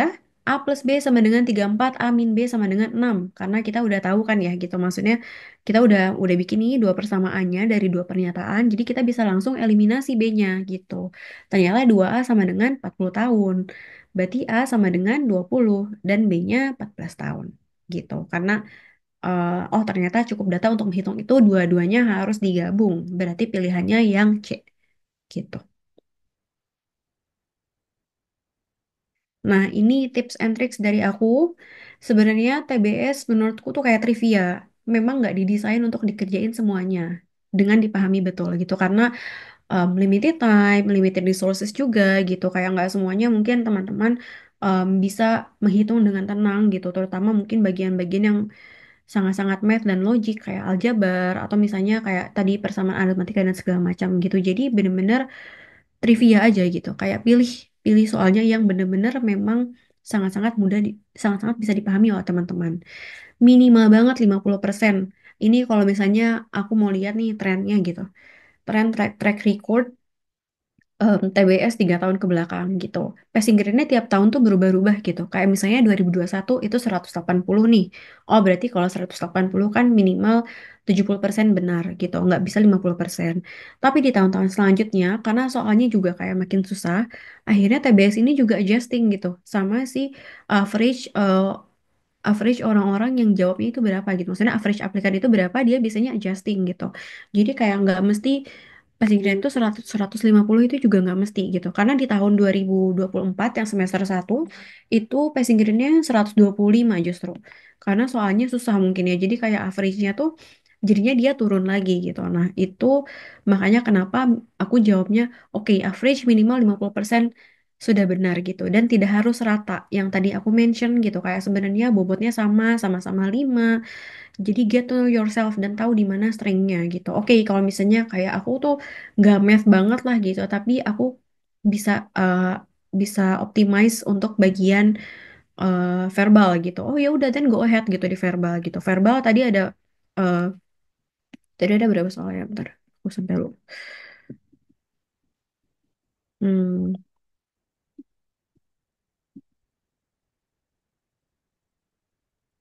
Nah, misalnya verbalnya 23 soal, 23 dikali 5, itu aja udah skornya berapa gitu. Berarti untuk penalaran kuantitatifnya nih, kayak butuhnya oke, then I'll just go with 10 soal gitu. Atau misalnya aku cuman ya udah, even kayak jawab bener, kalau misalnya verbalnya bisa dioptimize semua sama teman-teman, dan misalnya kuantitatifnya jawabnya 10, itu aja udah contribute 50 gitu kan, gitu, ke skor total yang teman-teman gitu. Artinya udah contribute sepertiganya gitu. Jadi memang benar-benar pahami nih diri sendiri kekuatannya di mana. Kayak atau misalnya kebalikannya gitu. Aku kayaknya nggak bisa verbal gitu. Aku bisanya math aja. Aku kayak mending ngitung gitu. Jawabannya ada di situ. Mungkin aku kayak nggak jago untuk menghafal analogi, kosakata dan sebagainya gitu. Dan maximize yang si bagian perhitungannya. Berarti apa nih misalnya? Oke, kayak deret jawabannya udah pasti di situ gitu. Ada gitu. Dan eh, itu bisa dioptimize gitu. Atau misalnya yang bagian aljabar gitu, aku seneng ngitung, aku bisa nih substitusi eliminasi gitu. Itu bisa di maximizing juga gitu. Karena overall kan sebenarnya TBS ini 3 tipe soal ya gitu, kuantitatif, kualitatif, dan yang terakhir itu campuran. Yang di penalaran analitis, tapi kan sebenarnya dominan kuantitatifnya juga gitu, karena itu bentuknya soal cerita. Terus habis kayak gitu nanti akan ada beberapa soal dari soal cerita itu gitu. Nah, tapi itu biasanya data panjang banget gitu. Jadi memang benar-benar harus dibaca sama teman-teman dan benar-benar satu soal ke soal lain itu berhubungan gitu. Kayak misalnya paragraf satu buat soal satu, paragraf dua buat soal dua gitu dan seterusnya. Jadi pastikan teman-teman baca si soalnya gitu.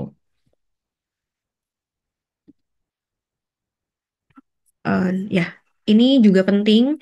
Cek email untuk terkait jadwal panduan tata tertib tes dikirimkan melalui email. Kalau perlu cek folder spam. Kayak contohnya nih, gitu waktu PES 2024 eh, semester 2 itu CS-nya LPDP dari Telegram ganti jadi Google Chat. Dan itu dikasih taunya lewat email gitu. Jadi pastiin teman-teman lihat email terus, terutama waktu pas udah sebelum hari pendaftaran gitu. Karena kan TBS ini juga dibagi lagi, grouping lagi ya gitu. Tiap-tiap CS itu beda nih gitu. Grupnya misalnya grup satu CS-nya siapa, grup 2 CS-nya siapa gitu. Itu bisa jadi pakai Telegram, bisa jadi pakai Google Chat gitu. Jadi ketika ada kendala dan segala macam, pastiin teman-teman ini udah punya nih gitu kontaknya via email itu tadi. Yang kedua, pahami instruksi ujian dengan baik. Ini kan pelaksananya online dan durasinya juga udah ditetapkan. Jadi oke pahami gitu tadi kayak sistem penilaiannya. Oke ini 5 nggak ada nggak ada pengurangan poin gitu. Jadi oke aku akan jawab dulu yang bisa dan nanti sisanya oke aku akan jawab yang kayak semampunya misalnya kayak gitu dan itu benar-benar bisa jadi strategi lah gitu. Yang ketiga manajemen waktu, yang tadi jangan terpaku pada satu soal yang sulit, pahami teman-teman kelebihannya di mana gitu, kekuatannya di mana, kerjakan kerjakan soal yang memang benar-benar teman-teman bisa dulu karena nggak ada minus poin, sisain waktu untuk teman-teman jawab dengan keyakinan yang tadi aku sempat mention gitu. Oke, misalnya kayak I will spend 5 minutes atau misalnya will spend 10 minutes gitu untuk pas di akhir untuk bener-bener nge-review lagi dan bener-bener jawab yang belum keisi gitu. Karena setelah selesai pun nanti kayak langsung ketutup sendiri layarnya gitu. Jadi nggak bisa punya waktu lagi gitu untuk kayak lihat-lihat gitu. Pastiin ada waktu yang di-spare untuk lihat-lihat gitu. Yang keempat, perbanyak latihan soal biar sedikit tapi rutin. Jadi kayak minimal banget nih gitu. Kayak tiap hari tuh ada yang dikerjain. Semakin banyak source-nya semakin bisa lebih rich lagi gitu insight-nya. Contohnya yang tadi aku sempat mention gitu. Ada yang aku pakai tahun kemarin yang TPA Bappenas. eh, yang Oto Bappenas itu menurutku lumayan um, representatif gitu terhadap soal LPDP-nya. Tapi ada juga bisa lihat di video di YouTube atau misalnya kalau misalnya teman-teman join grup yang sesama applicants gitu kan biasanya mereka juga ada source-nya kan gitu. Misalnya ada folder free yang bisa barengan kerjain atau misalnya uh, di web itu sekarang ada latihan-latihan soal kayak gitu. Ntar aku kayaknya sempat sempat pernah latihan di sini sekali. Coba ujian.com, terus ada yang bikin simulasi tryout juga kalau nggak salah. Nah itu bisa tuh dicoba gitu kalau misalnya kalau teman-teman pengen lebih rich lagi soalnya gitu.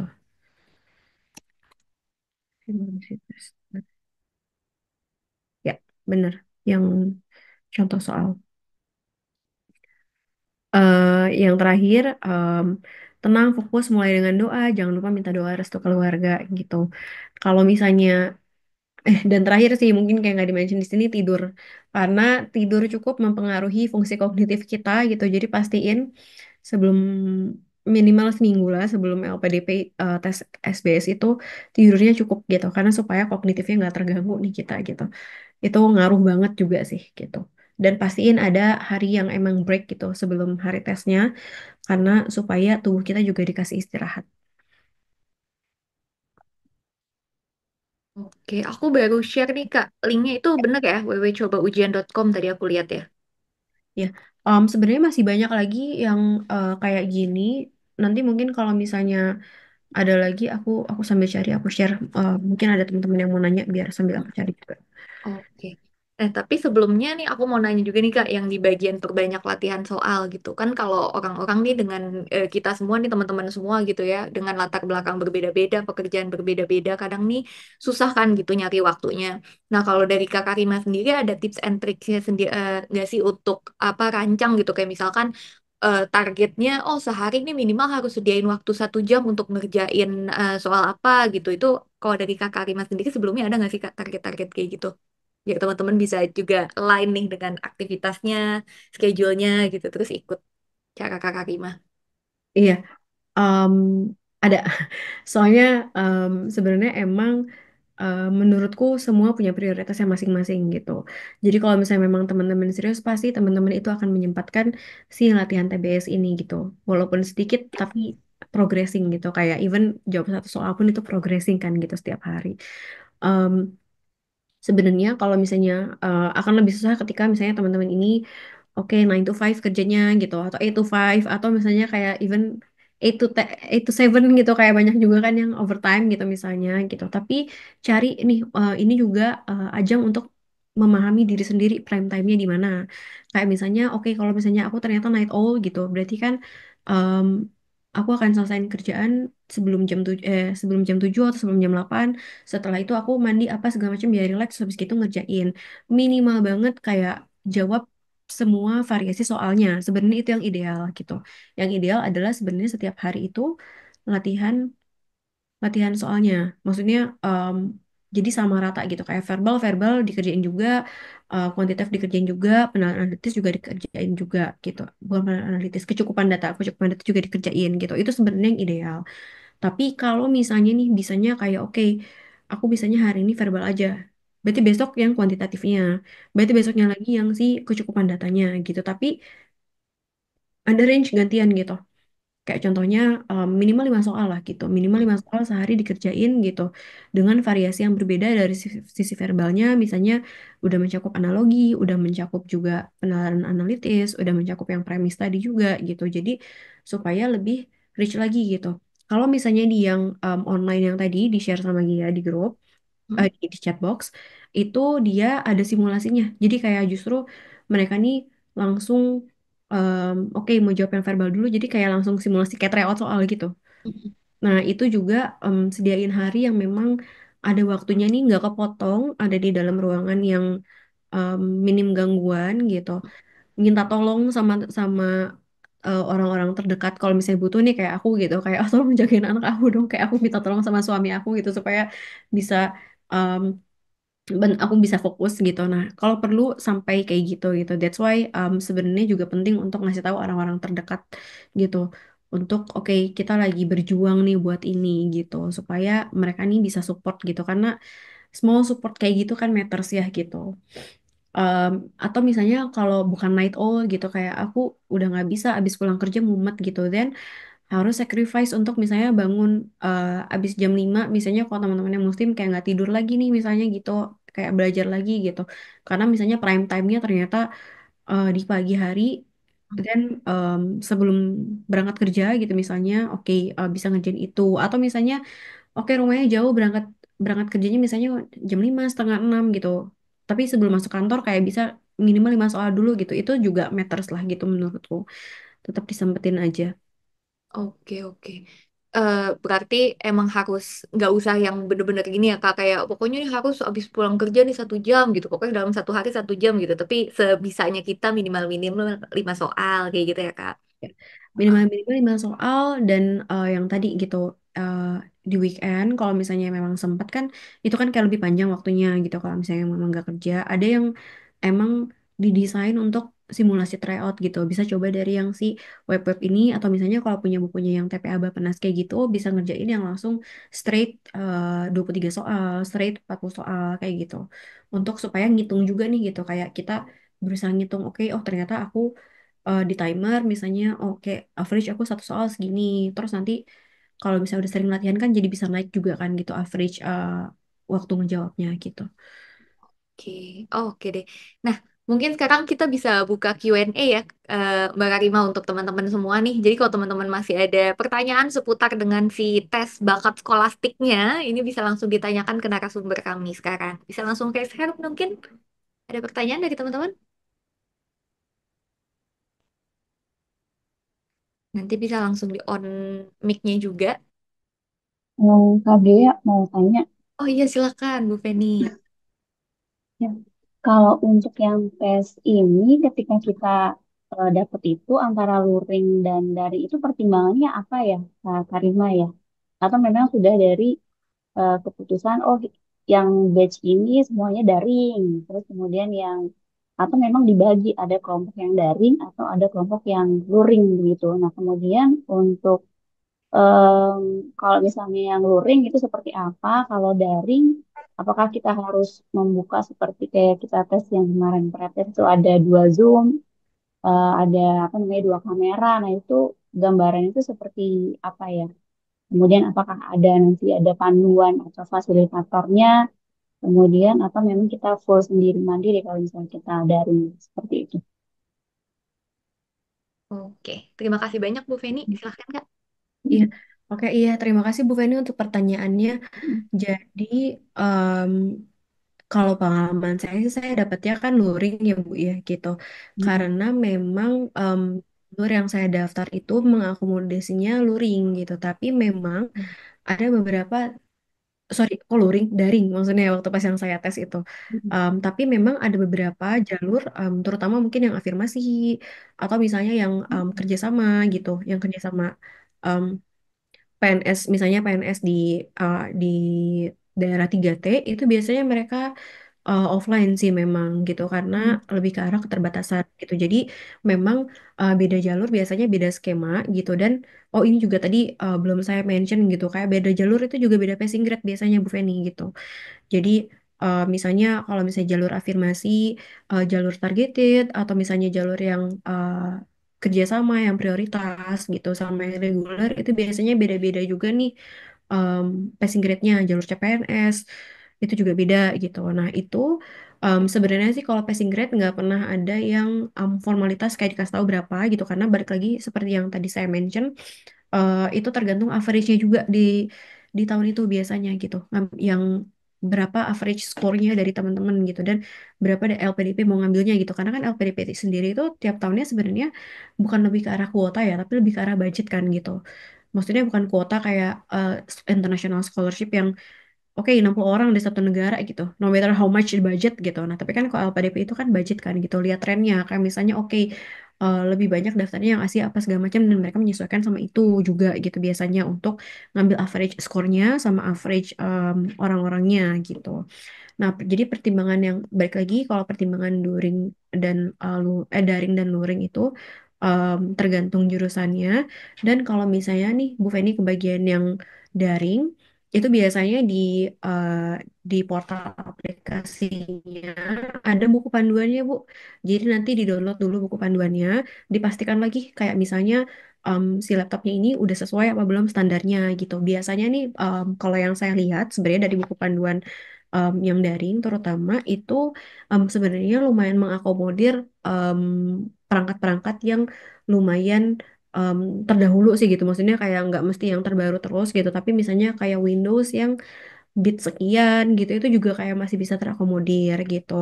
Dan nggak cuma buat Windows aja mungkin kayak ada teman-teman yang pakai Mac kayak lumayan susah. Nah itu juga udah lengkap banget Bu si panduannya gimana caranya supaya mereka bisa download terus nggak kedetek antivirus apa segala macam dan segala macam itu ada di situ pasti yang harus dipastiin adalah sebelum hari H adalah si perangkat itu tuh udah terinstal di laptop kita dan memang bisa digunakan untuk login. Tapi jangan login dulu gitu. Jadi kayak cuman tes kameranya aja segala macam karena kalau login itu kayak udah langsung kehitung Bu nanti sama sistemnya. Jadi kayak nanti sayang gitu nggak bisa ikutan lagi kan gitu.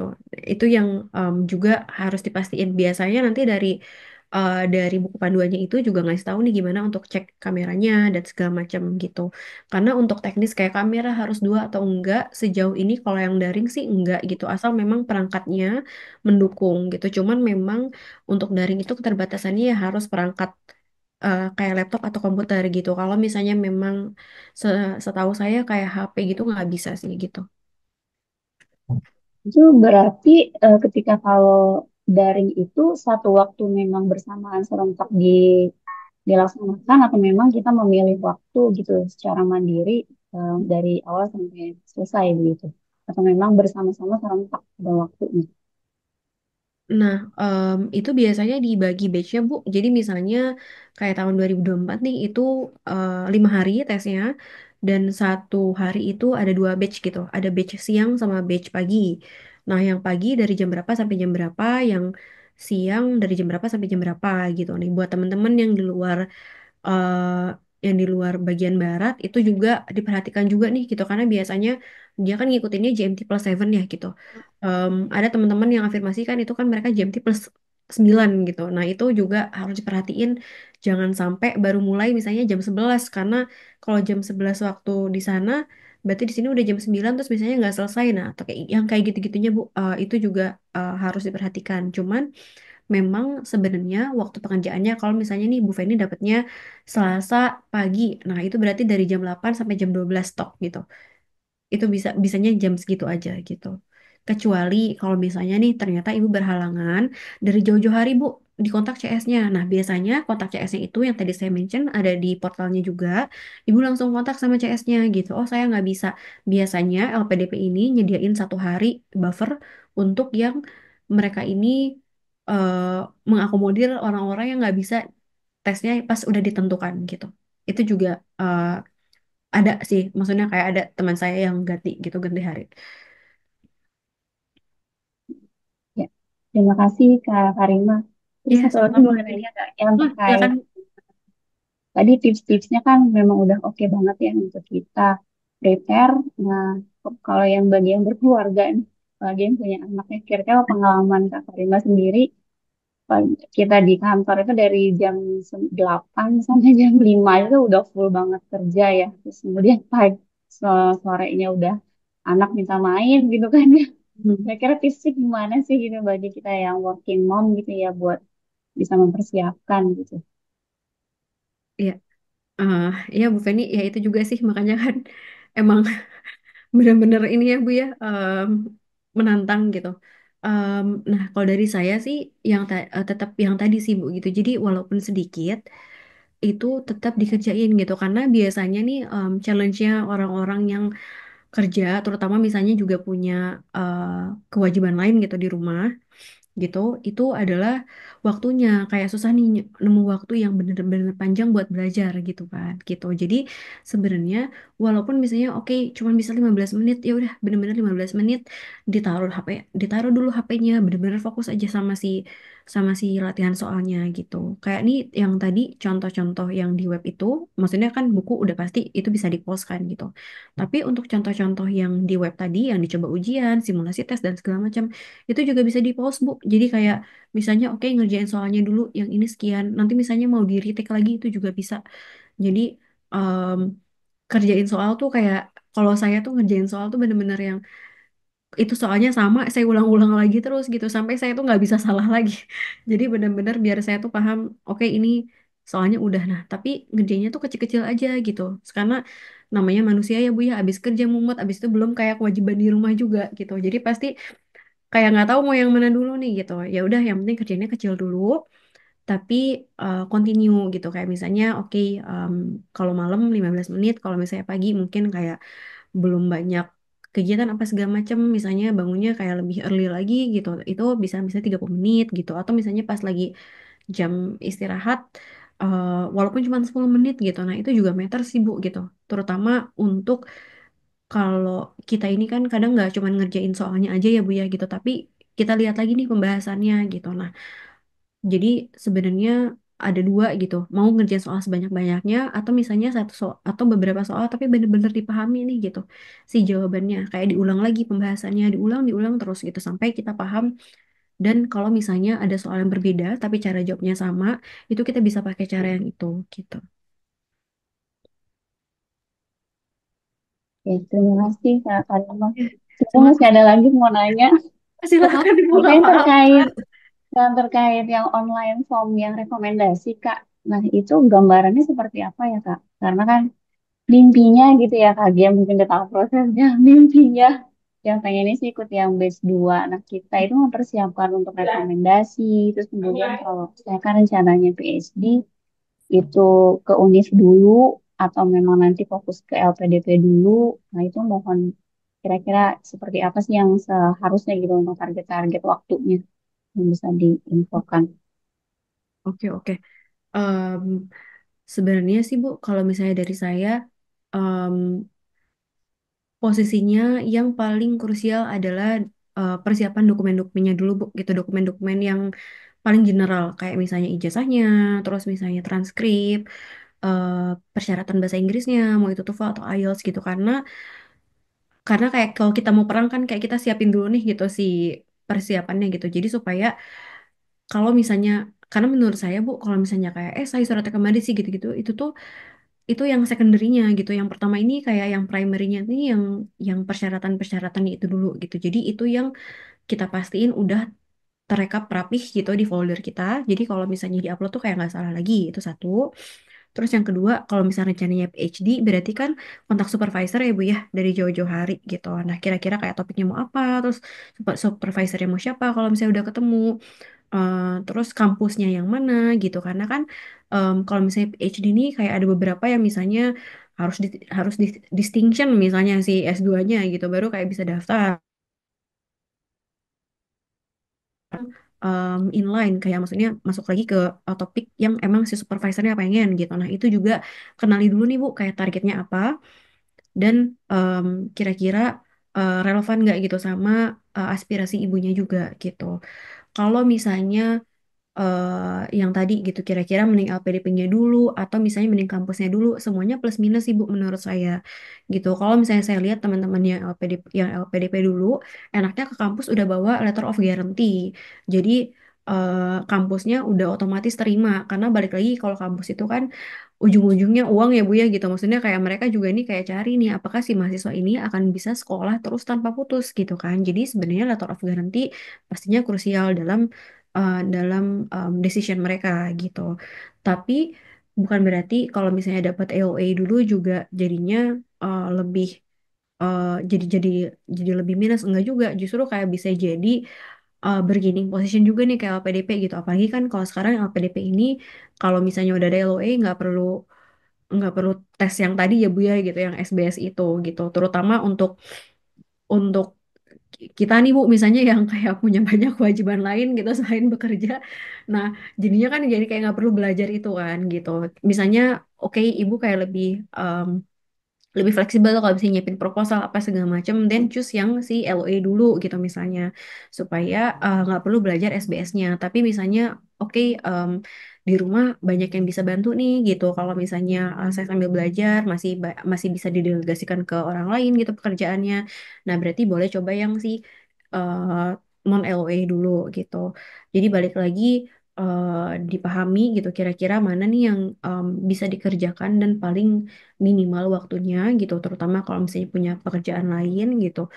Jadi supaya bisa maksimal juga sih persiapannya. Tapi all in all terlepas dari mau jalur yang mana, yang penting itu sih requirement-nya. Jadi kayak udah mau perang, udah siap nih weaponnya gitu, udah siap senjatanya gitu. Baik, Kak Rima, terima kasih banyak. Mohon maaf kebanyakan bertanya. Nggak apa-apa, Bu. Kaget. Aku Bu Saya Feni. yang makasih. Ibunya Aku mentoknya di IELTS. Semangat, Bu, Tinggal semangat. dokumen IELTS-nya ya. Oke deh. Jadi Bu Feni ini merupakan salah satu ini kita ya, apa klien kita untuk scholarship incubators gitu. Jadi lagi scholarship fighter banget gitu Bu Feni. Sampai kadang-kadang mangku anaknya ya Bu ya. Super busy mom. Ya, Oke, emang terima tadi kasih banyak Bu Feni. Oke, untuk teman-teman yang lainnya mungkin apakah ada pertanyaan juga terkait dengan tes bakat skolastik ini? Mungkin ini kan tadi aku lihat nih ada coba aku buka polling lagi ya. Terakhir tuh ada 44% nih yang belum sama sekali prepare. Nah, sekarang sudah ada 47% nih Kak Karima yang belum prepare sama sekali. Mungkin masih mau tanya-tanya gitu sebelum mendaftar LPDP di batch 2 atau mungkin di tahun depan. Jadi pengen tahu dulu. Atau yang udah mau tanggal 14 ini tes. Boleh langsung raise hand, terus turn on the microphone untuk tanya.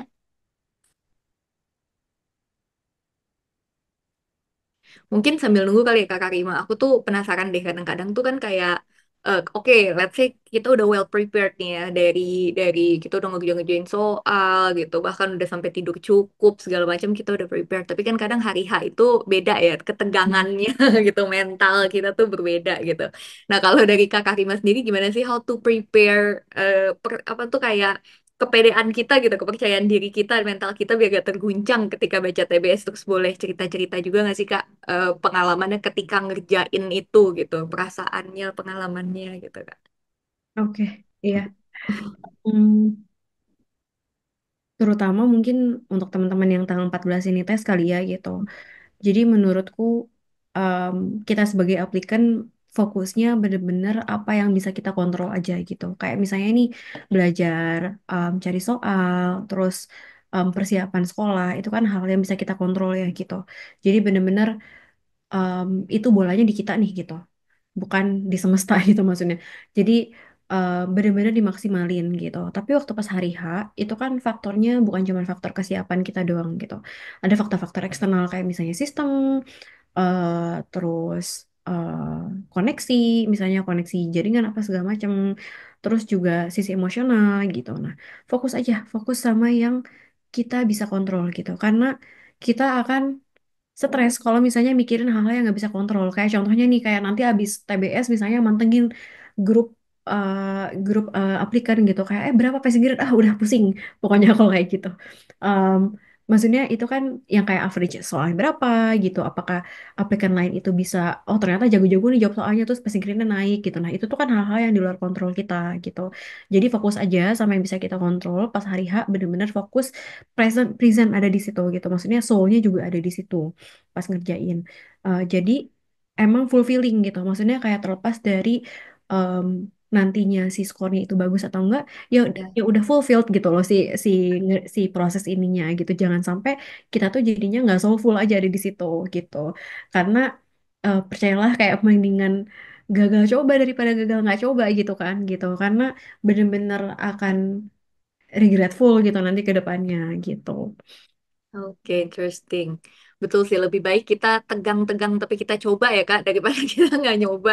Betul, betul. Nanti nyesel malahan. Apalagi kan kalau LPDP ini kan ada batasan usianya juga kalau untuk main master ya gitu. Jadi kayak harus mending coba kalau masih ada, bukan masih ada umur tapi masih bisa gitu. Ya. Oke, kan ini udah ada pertanyaan lagi dari Kresna. Halo Mas Kresna.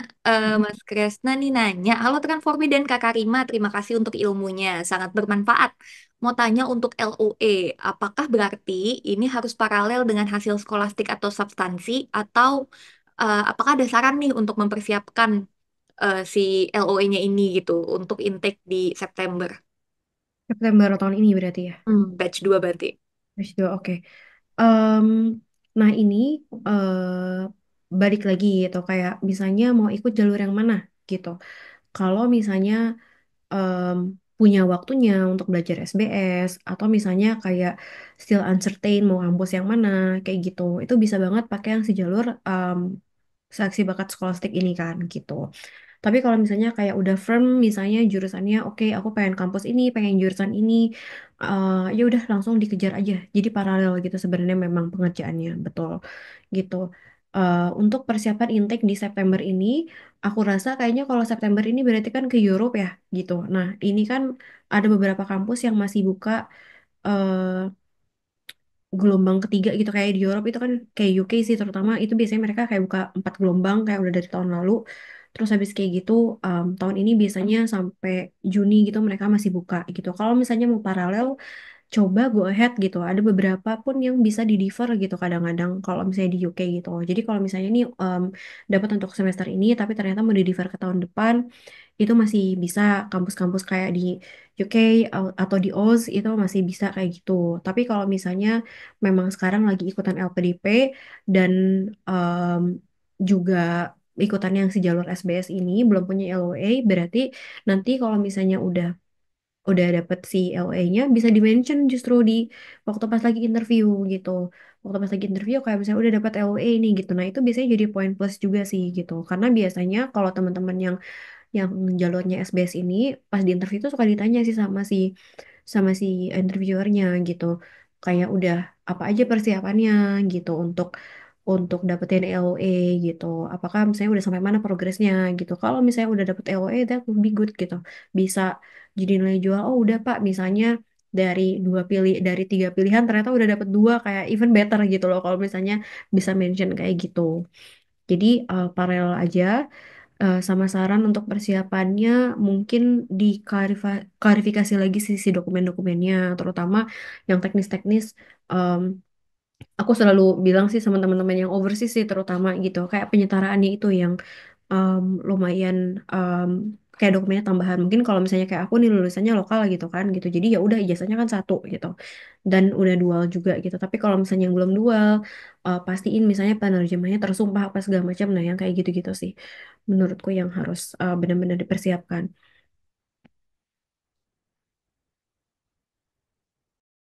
Sorry, aku muted. Apakah Kak Krisna sudah terjawab, Kak, pertanyaannya? Oke. Oke, terima kasih. Semangat, Kak Krisna. Semangat. Heeh. Nah, untuk teman-teman juga mungkin yang masih belum apa namanya belum ada persiapan ya, benar-benar nol gitu untuk masalah scholarship nih benar banget kata Kak Karisma. Jadi memang sebelum kita sorry, jadi setelah kita mengumpulkan niat nih, oke kita mau ikut beasiswa, kita cari info tentang beasiswanya dan juga eh, cari info juga nih tentang kita mau kemana dulu deh gitu. Let's say mau ke UK, mau ke Aussie atau mungkin mau ke USA. Nah, Setelahnya yang paling pentingnya adalah misalkan itu beasiswa, we have to know the requirement gitu, dan apa dokumen apa sih gitu yang harus dikumpulkan. Apalagi kan kalau di Indonesia kayaknya ngumpulin dokumen is not that easy ya, gitu. Banyak nih gitu, ada waktu-waktunya lah gitu. Jadi persiapkan sebaik mungkin karena ada beberapa juga nih klien kita yang udah ready segala macamnya sampai SI segala macam, totonya nyangkut di dokumen masalah translasinya seperti itu. So you have to prepare very well untuk itu gitu, dipersiapkan dengan sebaik mungkin lah untuk itu. Oke, mungkin Kak Karima lagi ada gangguan sedikit ya untuk internetnya. Sementara itu mungkin ada pertanyaan lagi dari teman-teman lainnya. Boleh juga nih untuk teman-teman nih kalau misalkan yang memang belum apa namanya belum ada persiapan sama sekali dan masih nol banget nih, masih aduh nggak ngerti gitu per LUA-nya apa, terus cara milih kampusnya kayak gimana segala macam. Nah, nanti bisa hubungin tim kami karena habis acara ini tim kami ini akan kontak directly untuk send the material, send the recording juga gitu ya. Nah, nanti bisa tanya-tanya juga untuk persiapan beasiswa kita. Persiapan beasiswa kita ini nih includingnya apa aja sih gitu, including nih dari kita bantuin gimana sih cara kita meneguhkan hati untuk ready gitu kuliah di luar negeri, dan kenapa harus kuliah di luar negeri menggunakan beasiswa. Terus habis itu juga nanti kita akan lanjut ke gimana sih caranya pilih kampus yang sesuai dengan kemampuan kita gitu, dan purpose kita tuh ke luar negeri apa, jadi sesuai gitu milih kampus, nggak hanya yang yaudah yang penting gue masuk di USA deh, gue yang penting di UK deh kuliah deh gitu, enggak, tapi ada nih apa namanya impactnya selanjutnya gitu, entah itu untuk di karir atau di professional development kita, sampai persiapan esainya, persiapan interviewnya, bahkan ada juga yang persiapan bahasanya. Contohnya dari Bu Feni ya. Jadi dari persiapan bahasanya nih sudah dipersiapkan, IELTS-nya gitu. Terus sampai bahkan conversation, pre-departure program, sampai akhirnya ke persiapan scholarship-nya seperti itu. Oke, Kak gimana? Apakah aman, Kak? Ya aman. Nggak tahu kenapa tadi ke tiba-tiba Iya, bingung. nggak apa-apa. Oke. Nah, teman-teman lainnya kita masih punya waktu sekitar 10 menit lagi deh nih, gitu. 5 sampai 10 menit untuk pertanyaan. Apakah ada pertanyaan selanjutnya mengenai ini? Boleh kalau malu pakai mikrofon bisa di chat kayak Kak Krisna tadi.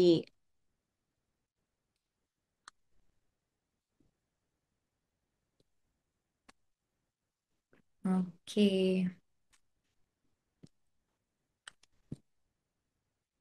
Apakah ada pertanyaan lainnya?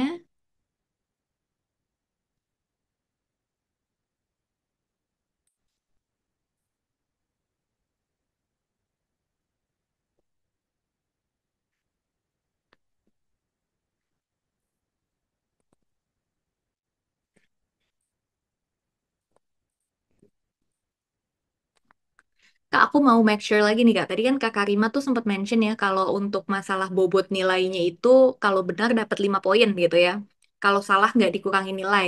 Berarti kalau kosong juga tetap nol juga ya Kak? Iya, kalau kosong nol dan nggak mengurangi bobot sih gitu. Jadi that's why tadi aku mention kayak sisain waktu di akhir gitu untuk benar-benar nge-review lagi semuanya sama benar-benar yang jawab sesuai keyakinan gitu. Kayak misalnya ada yang sempat masih ragu-ragu. Nah, ya ini juga aku belum kasih tahu gitu. Jadi nanti di sistemnya itu, kalau misalnya soalnya udah kejawab, biasanya warnanya hijau. Nah, nanti Mm. kalau misalnya yang masih ragu-ragu gitu, kayak bisa ngeklik ragu-ragu gitu. Jadi kayak nanti tuh di soalnya itu kan kayak ada berapa 23 soal gitu. Misalnya nanti warnanya itu macam-macam gitu. Jadi nanti kayak kita bisa balik lagi ke yang ragu-ragu itu gitu. Berarti bisa di-review ulang ya? Bisa di-review ulang. Jadi kayak ensure make sure maksudnya teman-teman di sini semua Mm. benar-benar sisain waktu itu sih gitu untuk nge-review lagi, even kayak jawaban yang udah dijawab pun kayak di-review lagi aja sama sih jawaban yang ragu-ragu itu bisa bisa klik asal karena kayak even gak ngurangin nilai dan kalau benar dia kan laki kan gitu. Jadi ya udah gitu di benar-benar di-review ulang aja. Oke, oke. Kak, sama nih. Kan kalau kita kan pasti udah dari zaman dulu lah ya kayaknya mencoba-mencoba peruntungan gitu. Apalagi kalau nggak ada pengurangan nilai. Nah, tadi Kak Karima sempat mention kan, karena memang soal ini tuh nggak didesain untuk dikerjain semua. Karena memang skornya apa, waktunya tuh memang terbatas gitu. Jadi paling kuotanya 50% lah yang dikerjain. Nah, ini tapi karena penilaian yang nggak ada minus, Kak. Kira-kira nih Kak Karima, aman nggak kalau misalkan kita coba-coba deh kali aja bener gitu? Diisi. Iya, Aman banget. Justru kayak makanya tadi yang waktu terakhir itu jangan terlalu mepet, Hmm? bener-bener di-review lagi dan kayak oh ya udah maksudnya kita coba aja peruntungan kita di situ gitu. Karena daripada kosong gitu kan kayak nggak jadi maksudnya kayak kosong nggak jadi apa-apa, salah nggak jadi apa-apa. Tapi kalau bener jadi sesuatu gitu kan. Jadi kayak mendingan dicoba sekalian gitu emang di akhir gitu. Tapi tetap fokus utamanya si soal-soal yang bener-bener kita bisa jawab itu sih sesuai dengan strength kita tadi gitu. Oke, oke. Berarti untuk teman-teman semua nih eh, ya bisa diikutin ya 50% dulu dikerjakan yang bersungguh-sungguh ya. Kalau misalkan bisa lebih bagus, baru nanti kalau udah tinggal waktunya tinggal sedikit di-review ulang baru kita mencoba peruntungan. Jangan dari awal mencoba peruntungan ya, Kak. Oh, karena sayang waktunya kan gitu. Maksudnya nanti tuh secara secara secara psikologis tuh kalau misalnya kayak dari awal, maksudnya kalau dari awal kita nyoba peruntungan terus akhir-akhir baru serius, secara psikologis tuh kayak kita udah nggak punya fokus gitu untuk ngerjain seriusnya gitu. Jadi kayak mendingan seriusnya dulu gitu yang minimal 50% itu baru nanti yang terakhirnya tuh kayak di review lagi yang ragu-ragu. Terus misalnya kayak dihitung ulang yang ragu-ragu gitu. Nah, baru setelahnya yang coba peruntungan itu sih gitu. Oke, oke Kakak Rima, terima kasih banyak. Oke, mungkin nih masih ada pertanyaan kah dari teman-teman sebelum aku tutup? Aku kasih kesimpulannya untuk hari ini. Sudah? Oke, mungkin kalau nanti nggak ada bisa, mungkin nanti kalau sekarang nggak ada nggak apa-apa, tapi kalau misalkan nanti ada bisa mungkin chat Transformi atau mungkin nanti Kakak Rima apakah berkenan jika di-share untuk media sosialnya Kak? Oh iya, boleh boleh. Tadi kan ada di slide-nya Ya. Karima Zahra. Nanti kalau misalnya memang ada pertanyaan gitu atau misalnya kayak Kak bukunya yang mana gitu, nanti aku bisa kirim juga sih kalau misalnya memang mau. Mm-mm. Luar biasa, jadi nggak usah repot-repot mencari-mencari ya Kak. Ya Bisa. gitu. Sama yang link-link tadi dicatat juga nih sama teman-teman gitu karena sejauh ini karena tesnya kebanyakan yang daring tadi kan gitu. Jadi kalau misalnya simulasinya online gitu, itu juga akan lebih secara psikologis persiapannya lebih ini sih, lebih build our awareness gitu. Oke. Oke, terima kasih banyak Kakak Rima. Mungkin aku bisa wraps up ya untuk today's session gitu. Jadi kita hari ini apa sih kupas tuntas bakat skolastik. Jadi tadi Kakak Rima udah ngasih tahu nih tes bakat skolastik itu tuh apa, terus apa gimana syarat-syaratnya tuh apa aja gitu sebelum tes bakat skolastik yang harus dikumpulkan. Sebenarnya kalau dokumen-dokumen itu tadi yang Kakak Rima bilang juga udah ada ya di guidance booknya gitu dan misalkan nanti ada pertanyaan-pertanyaan juga sebenarnya bisa langsung ditanyakan ke CSLPDP. Kalau dari experience aku pribadi sih CSLPDP itu sangat fast respon ya, baik di Instagram ataupun di yang emailnya yang bantuan.lpdp itu, bantuan.lpdp, sorry, emailnya iya bantuan.lpdp.kemenq itu juga informatif bahkan di website kan juga ada tuh yang question and answer boxnya tinggal kita tanya itu informatif sekali. Nah paling yang fokus di sini adalah tentang tips and triknya untuk si seleksi bakat skolastik ini karena kan ada empat ya ada penalaran verbal, ada penalaran kuantitatif, logika sama kebangsaan dan waktunya itu nggak lama gitu. Apalagi penalaran kuantitatif, hitung-hitungan sebanyak itu hanya di 40 menit gitu. Jadi memang nggak banyak, nggak nggak lama gitu ya. Dan tadi Kak Karima juga udah mention soal ini didesain bukan untuk dikerjakan semua. Jadi mungkin teman-teman bisa fokuskan dulu ke skill yang paling menonjol gitu. Nah, contoh nih, mungkin kalau aku ikut ini skillku yang paling menonjol adalah di yang penalaran verbal. Nah, jadi mungkin kita bisa fokus nih latihannya di penalaran verbal. Jadi chance kita untuk benar nih ngerjain soalnya gitu ya, ngerjain soalnya dengan correct, dengan sempurna lah gitu ya, itu ada di penalaran verbal. Nah, yang lainnya itu nanti bisa kita sambil latihan dikit-dikit, tapi prioritasnya di penalaran verbal. Jadi memang nggak harus bisa semua gitu ya kayak. Terus juga untuk latihannya karena mostly di sini teman-teman sibuk gitu, apalagi sudah working mom ya super sibuk tuh pasti. Jadi pastikan buat gitu prioritas untuk latihan soal ini. Nggak perlu yang harus 1 jam di depan buku, di depan laptop. Nggak bisa hanya beberapa soal aja. Bahkan 15 menit pun bisa ya Kakak Rima ya. Dan minta Apa? dukungan juga sama keluarga kita gitu. Terutama sama pasangan mungkin ya untuk coba dong bantu ini dulu, bantu hold ini dulu gitu. Dan untuk persiapan tesnya sendiri pun we have to be prepared secara mental juga. Kita yang harus meneguhkan hati kita ya, membulatkan niat kita. Jadi kita bisa fokus. Dan mungkin satu lagi kali ya, kadang-kadang tuh teman-teman kita tuh mikir gini Kak, kayak masih ada tahun depan lah gitu, masih ada tahun depan, mungkin tahun depan akan lebih baik gitu. Cuman kenapa harus tahun depan kalau tahun ini kita bisa put the effort ya full for it gitu. Oke deh, mungkin itu aja. Kak Karima, apakah ada tambahan lagi nih Kak untuk memotivate teman-teman kita? Em, nggak ada yang banyak sih untuk teman-teman yang nanti Senin tes SBS, semoga lancar. Untuk teman-teman yang masih persiapan untuk ikutan LPDP, semoga ini nambah insight baru. Dan kalau dari aku terakhir, seperti yang tadi aku mention, fokus aja sama yang bisa kita kontrol, supaya kita nggak stres gitu, supaya kita benar-benar fokus sama strength-nya kita apa gitu. Jadi kalau misalnya nanti hasilnya gimana, faktor dari eksternal gimana, itu that's beyond our control, nggak usah dipusingin gitu. Karena what to be meant for us will meant to be gitu. Betul. Tenang aja. Betul, kalau memang sudah jalannya ya Kak, pasti akan Betul. ke kita. Oke, terima kasih banyak Kak Karima atas waktunya dan juga ilmunya nih ya, udah mau sharing-sharing sama kita tentang pengalamannya, tips and triknya juga. Karena tips and trik tuh kalau misalkan zaman-zaman dulu kita SMA itu bayar loh di bimbel gitu. It's for free Kak Karima kasih, so thank you so much. Terima kasih juga untuk teman-teman yang udah menyempatkan weekendnya ya setelah long weekend kembali fokus lagi mau gitu ya untuk duduk menyempatkan waktunya 2 jam untuk mendengarkan insight-insight dari Kakak Rima. Thank you so much. Dan untuk recordingnya tadi I've mentioned before, sudah aku mention sebelumnya kalau nanti akan dikirimkan oleh tim kami ya berupa recording sama materinya juga.